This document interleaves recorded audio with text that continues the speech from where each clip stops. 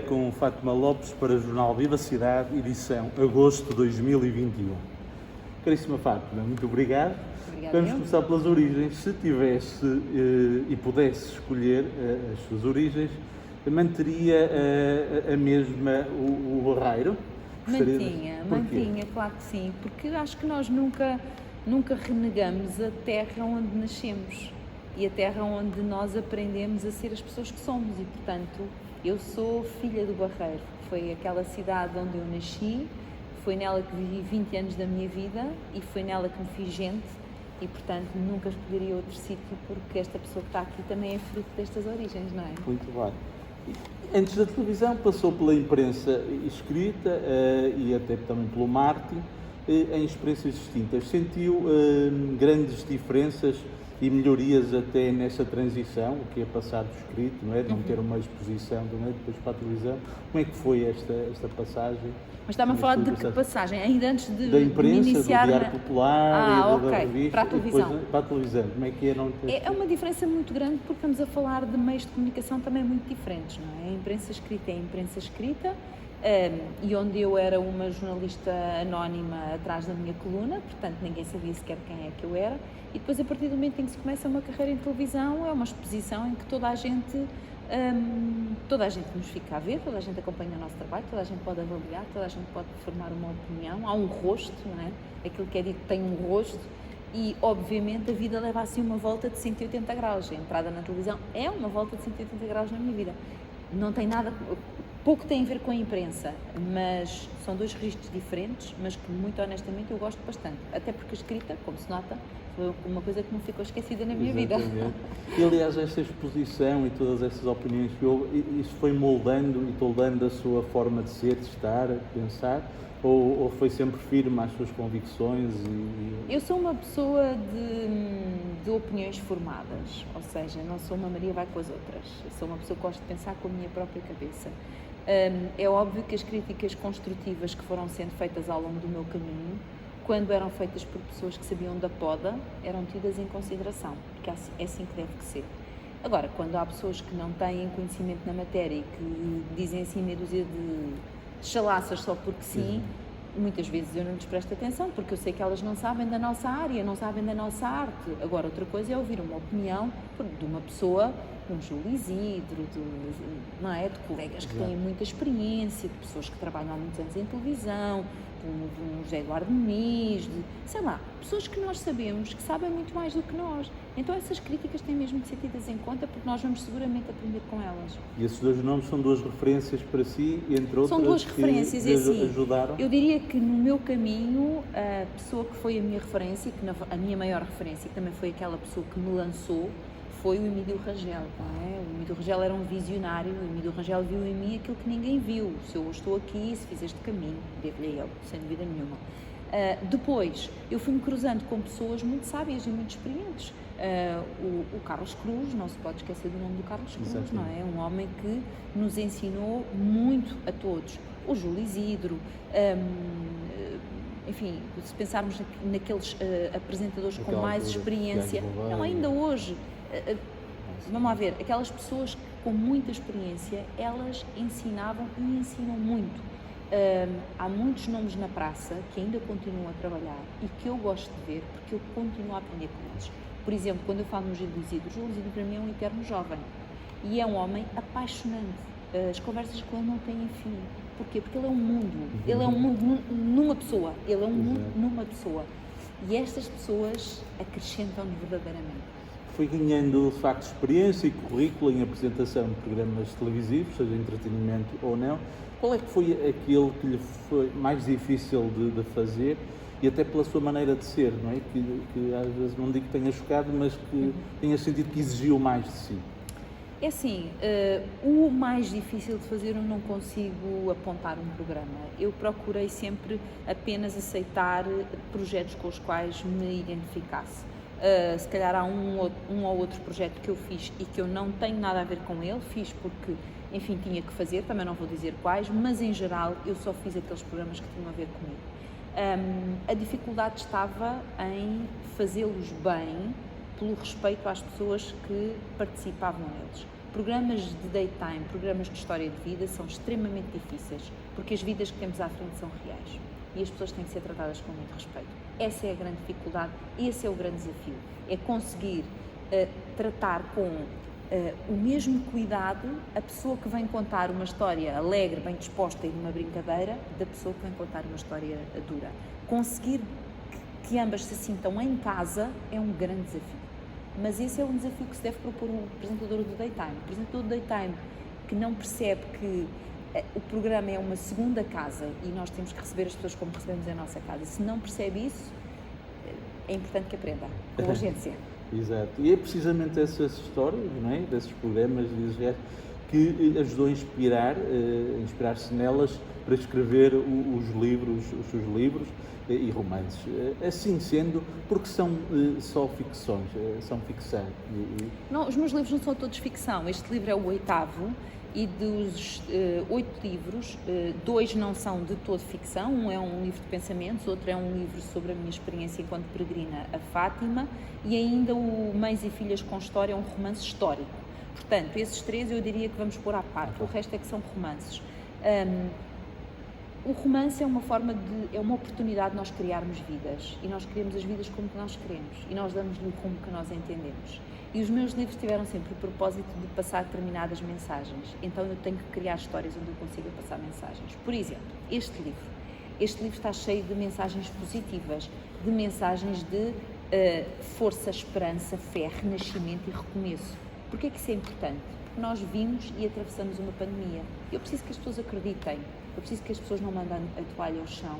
Eu quero sentir que posso fazer alguma coisa, nem que seja 0,00001% de qualquer coisa que toque a vida de quem me lê, de quem me dá a oportunidade de ler, e que essa pessoa sinta uma imensa esperança e que pense, não, eu tenho 50, 60, mas eu ainda posso recomeçar, eu ainda posso fazer uma coisa diferente, eu ainda posso experimentar, eu ainda tenho vida. É isto que eu quero que as pessoas sintam. E isso só é possível se eu criar a história de raiz, porque eu vou pôr lá os ingredientes que eu sei que são necessários para tocar a vida das pessoas. Caso contrário, não consigo. E boa parte deles, se não mesmo todos, cada um à sua maneira, versa sobre um tema muito importante, que é o amor. Para si, como proceder para que ele não seja, como tantas vezes acontece, tão banalizado? Eu acho que, é assim, o amor é uma coisa muito séria, muito difícil de explicar, muito difícil de falar dele, mas também uma coisa muito séria. O não banalizar é porque tudo aquilo que se banaliza perde valor. Tudo aquilo que se banaliza deixa de ter magia. E eu acho que o amor é um assunto tão sério que nós não podemos banalizar. Por isso é que cada um dos meus livros aborda o amor de uma maneira diferente. Porque ele é muito rico. Eu acho que não há palavras suficientes para descrever o que é o amor na sua plenitude. E eu diria que cada um dos meus livros olha para o amor de maneira diferente. Talvez porque eu nunca consigo contar de uma vez só tudo o que é o amor. Pois, mas sendo tão sério, onde é que há aqui o espaço para brincar? Não para brincar com o amor, brincar com os sentimentos, no sentido de jogar, não é? Usar, mas brincar no sentido de diversão, o amor com o humor. Como é que está em todos os meus livros. O André ler com atenção vai perceber que em todos os meus livros o amor é um assunto sério, o que não quer dizer que seja um assunto, quando eu digo um assunto sério, quer dizer que é um assunto que merece respeito. Naturalmente. Não quer dizer que seja um assunto sisudo, fechado e sem sorriso. Exato. Até porque isso é a antítese do amor. O amor é brilho, Exato. É sorriso, é felicidade. O contrário é outra coisa qualquer. Que, para se ter o respeito dos outros, tem que se dar respeito a si mesmo primeiro. Completamente. E além de o ter encontrado onde menos esperava, encontra sempre onde espera encontrar, e de que modos ele se revela mais autêntico, mais genuíno? O amor não é uma coisa que a pessoa... Eu acho que este título está mesmo muito bem conseguido, porque nós encontramos o amor onde menos esperamos. E o amor não é só o amor da experiência amorosa. O amor pode ser o amor entre duas pessoas que são amigas, entre duas pessoas que são familiares. Eu digo muitas vezes às minhas amigas e aos meus amigos que os amo profundamente, mas digo isto verbalmente e por escrito. Eu despeço-me muitas vezes de uma amiga, dou-lhe um abraço e digo amo-te tanto. É uma forma de amor, então. O amor é uma coisa que se pode encontrar onde menos se espera. Eu posso sair agora daqui por aquela porta e cruzar-me com uma pessoa com a qual começa uma conversa, que depois percebemos que há bastante sintonia e daqui a 3 dias voltamos a falar e se calhar vou-me cruzar com uma pessoa que pode vir a ser uma das mais importantes da minha vida. Isso é onde menos se esperava. Exato. Mas isso também é que é a magia, é esta imprevisibilidade. Não dá para controlar. Se o ser humano acha que controla este sentimento que domina, esqueça, ganhe humildade. Ele é que nos controla. Isso acontece porque também está receptivo. Tem muitos casos, não é? De encontrar onde menos esperava. Porque eu sou uma pessoa aberta e porque eu sou uma pessoa que eu encanto-me com as pessoas e isso é bom. Eu gosto de ter a alegria de perceber que ao cruzar-me com uma pessoa, provavelmente esta pessoa não só pode me fazer melhor pessoa, como pode fazer viver algumas das experiências mais intensas da minha vida. Eu dou um exemplo muito recente. Eu fui à Ilha do Pico, subir o pico. O meu guia, colocaram o meu guia, foi o meu guia, sabia lá quem era aquela pessoa, nunca tinha visto na vida. E durante as 4 horas da subida e as 5 da descida, eu aprendi tanto com aquele homem, tanto. Pouco falou, mas tudo o que falou fazia sentido. Tudo o que falou me levou a refletir. Isto é a imprevisibilidade da vida, isto é a vida a surpreender-nos. Então é esta coisa que nós não controlamos e é nisto que eu sou uma eterna criança. Eu, quando alguém me apresenta uma pessoa nova, eu parto do princípio que há qualquer coisa para viver com esta pessoa. Quando me apresentaram o Carlos, neste caso apresentou-se ele, é o nosso guia, ok, vamos ver, deixa-me ver quem é esta pessoa. E esta curiosidade faz-nos viver coisas bonitas e intensas. O pôr logo um catrapázio na testa Exato. da pessoa a dizer, ui, tem arte de ser pouco informado, ui, não parece ser uma pessoa segura. Esqueça, já boicotou a experiência. Exato. Não vai acontecer. Exato. Deixe-se levar. Eu agora estou à frente do André, não sei quem é o André. Se eu começar a pôr já aqui ideias, não é? Já O que é que vai algumas acontecer? vezes, que não se recorda. Não me recordo porque falo com muitos jornalistas. Exato. Não me lembro. Mas também não lhe vou pôr um catálogo. Não lhe vou pôr um rótulo. Exato. É o André, o jornalista que me vem entrevistar, gentilmente. Aí vou eu. Este espírito do aí vou eu dá uma leveza à vida incrível. Exato. E precisamente neste livro reforça esta paixão pelo Alentejo, de que é embaixadora, mas antes também tinha sido investida embaixadora de Portugal Sou Eu. Este projeto do governo, que tem quase 10 anos, que balanço faz do mesmo? Continua a corresponder aos objetivos iniciais e expectativas? Nós precisamos de fazer muito mais dentro do projeto Portugal Sou Eu. Ou seja, é um trabalho que não tem fim. Porquê?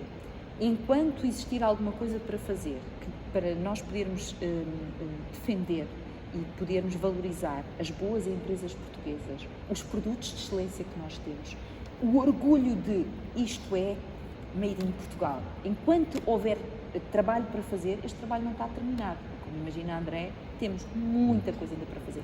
Passaram 10 anos, foram já sendo feitas algumas coisas, mas vamos ter que fazer muito mais. Até porque há uma coisa que antes da pandemia já era consciente para toda a gente, que Portugal estava finalmente a viver uma fase em que o país sentia orgulho de ser português. As pessoas sentiam finalmente orgulho, percebiam que nós somos pequeninos, mas somos diferenciadores em muita coisa. Não estou a dizer que somos melhores que os outros povos, somos diferentes em muitas coisas. E em algumas coisas somos realmente particularmente bons. Portanto, havia esta consciência. Aqui a pandemia deixou toda a gente muito desorientada, no mundo inteiro, não foi só em Portugal, mas nós temos de recuperar isto. Até porque, quanto mais depressa refocarmos e recentrarmos naquilo que nós temos, nas nossas mais-valias, nas nossas competências, nas nossas particularidades, mais depressa nós retomamos e nós dizemos Portugal sou eu. Sou eu, é o André, somos todos nós. E temos que dar as mãos para nos ajudar, é assim. Isto vai levar tempo, a reerguer, a reconstruir estas vidas, a dar esperança a quem não a tem, a recomeçar negócios. Há trabalho para fazer que, olha, as mangas estão por aqui, elas têm que estar por aqui, não é? Mas se nós dermos as mãos todos juntos, e Portugal Sou Eu também é isto, dá-me a tua mão, eu dou-te a tua. No que é que eu te ajudo? No que eu te posso ajudar? No que é que tu me podes ajudar? O que é que cada um de nós pode fazer por esta empresa, que é de excelência? O que é que podem fazer pela minha empresa, que é de excelência? E é esta coisa de não estarmos nas quintinhas, é darmos as mãos. E neste percorrer da Portugalidade e o amplo conhecimento que ganhou, o que é que destaca, por exemplo, conheceu em Gondomar, até pronto, destas empresas, do que conhece de Gondomar, como é o nosso jornal, o que é que lhe diz, ou alguma história que tenha? Gondomar é uma terra de gente, eu diria, guerreira, de gente muito aguerrida, de empresários com muita força. Tem um tecido empresarial forte, as pessoas têm efetivamente um grande dinamismo. E é sempre importante lembrar isto. Porquê? Porque nos momentos de fragilidade é bom ir resgatar a história, quando a história foi uma história de força, de fazer acontecer. Em Gondomar faz-se acontecer muita coisa. E não é só filigrana que mais vezes se ouve a esse nível. Por amor de Deus, não sejam limitados. Vão ver, Exatamente. vão lá, ponham os pés no terreno.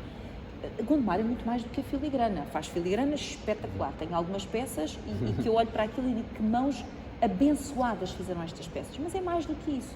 E, portanto, é preciso olhar para a terra, para as gentes, para as pessoas e, se não conseguimos ver logo as mais-valias que ali estão, deixo um desafio. Vão à história. Vão à história. Porque a história muitas vezes permite-nos perceber quem é esta gente, do que é que elas são capazes. Fica o convite, quem nos estiver a ver, se ainda não foi a Gondomar, vá a Gondomar. Vale a pena, vale a pena. E não é só por causa da filigrana, mas vale a pena. Se a sua vida não fosse comunicar, e da forma tão humana e emotiva que nos encanta, que nos faz, de que outro modo seria?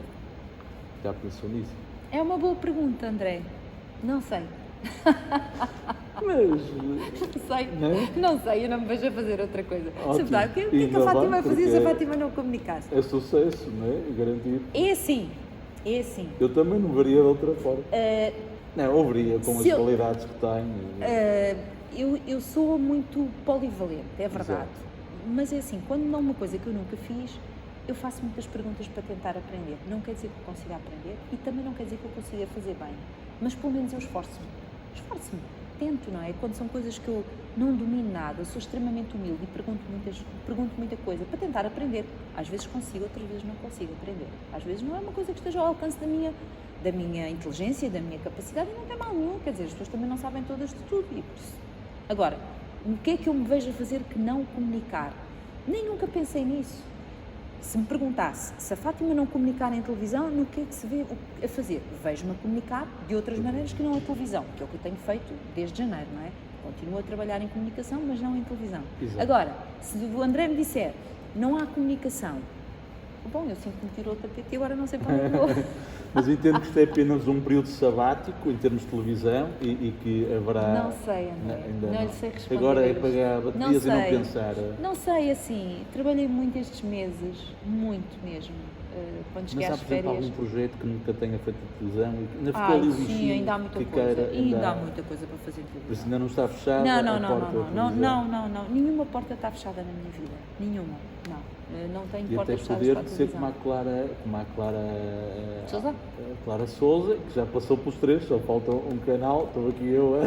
Não sei. Ui, temos que terminar. Eu até pus aqui a nota, peço desculpa, mas senão nem eu nem o André respondíamos aos compromissos que temos a seguir. Ver assim se eu só rápido, mas últimas então. Sabemos que é uma mulher de fé, como aliás está bem patente no último livro, o anterior a este. Sem fé a sua vida seria diferente, muito diferente? Sem dúvida. Como é que a fé marca? Sem dúvida, porque a fé é o salto no escuro e a certeza de que nós nunca vamos cair. A fé é isto. É uma coragem que renasce, é uma força que surge mesmo nos momentos mais difíceis, é a alegria da vida. A fé é uma alegria imensa de viver, é uma alegria imensa de pequenas grandes coisas. Isto é fé. E eu até vejo aqui uma expressão que usou que associo, ou para mim é também sinónimo de fé, que é o sopro da vida. Sim. Foi e é a fé que a fez descobrir que a vida, a citação que aqui a Fátima faz, a vida tem um plano para ti. De facto este plano estava traçado. Eu acredito nisso, eu acredito que Deus, quando nos faz passar por aqui, Ele tem uma missão para cada pessoa. Depois ficamos com o livre-arbítrio de fazer as nossas escolhas e de fazer as nossas escolhas. E quando as nossas escolhas não são boas para nós, Deus manda-nos sinais. Acontece muitas vezes é que nós não estamos atentos, mas Ele vai dando sinais, não é? Vão acontecendo coisas que nos vão dizer não é por aí, não é por aí, mas às vezes nós persistimos, claro que depois não corre bem, não é? E é preciso acertar a agulha, mas sim, eu acredito que todos nós viemos com uma missão, com um propósito, e a vida de todos é importante, não é? A minha é mais importante do que o André é mais importante que a minha. Não, somos todos necessários e fazemos todos diferença. E isto, se toda a gente acreditasse nisto, nós valorizávamos mais e respeitávamos mais uns aos outros. É verdade, mas não há pessoas de primeira categoria nem de segunda categoria. Exato. Pessoas. Ponto. Final. Acabou. Mas infelizmente há muitas pessoas desorientadas e perdidas, cada vez mais neste tempo pandémico. Acha que isso é precisamente por não terem encontrado esse plano, esses sinais, não saberem ver esses sinais? É por razões várias. É por razões por não várias. amarem a vida. É por razões várias. Muitas vezes tem a ver com uma história de vida, que é uma história de vida muito sofrida, e onde essas pessoas não tiveram a possibilidade de receber ajuda de ninguém, ou seja, não tiveram a ajuda de um psicólogo, não tiveram a ajuda de um terapeuta, não tiveram, se calhar, quem os escutasse, não tiveram quem lhes desse um bom conselho. Portanto, há pessoas que têm já por si histórias de vida extremamente sofridas e, quando assim é, a coisa torna-se mais difícil. Depois, há pessoas que, por natureza, são negativas. Veem sempre o meio-copo vazio, veem sempre aquilo que não correu bem, veem sempre aquilo que é para criticar e isso também não ajuda. Por outro lado, gasta-se demasiado tempo a criticar. E cada vez que eu gasto tempo a criticar e a apontar o dedo ao outro, eu estou a ajudar o outro a cair. É bom que eu tenha esta noção. Cada vez que eu fizer isto, eu estou a ajudá-lo a cair. Exato. Eu não estou a ajudar a levantar. E se já estiver no chão, cada vez que eu lhe apontar o dedo, eu estou a pôr o pé em cima de si. Então, em vez de fazer isto, dê-me a sua mão. Entende? É isto, é deixarmos da crítica gratuita, do bota abaixo, do destruir por destruir, de ir para as redes sociais destilar veneno. Destes casos, quem está em dificuldade, porque é um efeito do sofrimento o fechar-se em si próprio, e só fechar a gente não sabe e a pessoa cada vez mas por isso é que nós também temos que estar atentos ao outro. E às vezes o outro dá-nos sinais que são muito ténues. Mas é assim, eu só vejo o sinal do outro se eu olhar para o outro. Se as pessoas não olham umas para as outras hoje em dia, bem e por dentro se as pessoas não olham umas para as outras hoje em dia, como é que eu posso ver que o André precisa de ajuda? Por exemplo, não é? Se eu passar sempre por si nisto, acha que eu vou ver? Acha que eu vou ver os seus olhos? E vou dizer, está com os olhos tristes, está com olhos de teve a chorar. Faça-se alguma coisa, André, alguma coisa que queiras partilhar, queiras falar, posso-te ajudar a alguma coisa? Eu só vou poder dizer isto se eu olhar intensamente como estou a olhar agora.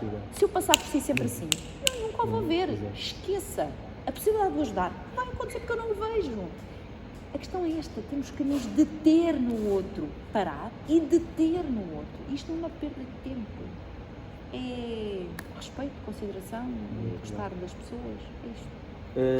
Então a última questão senão é que mensagem motivacional e final pode deixar a quem mais precisa e quem nos vai hoje ver, a mensagem que eu ler. quero deixar resume-se numa frase: a vida vale sempre a pena.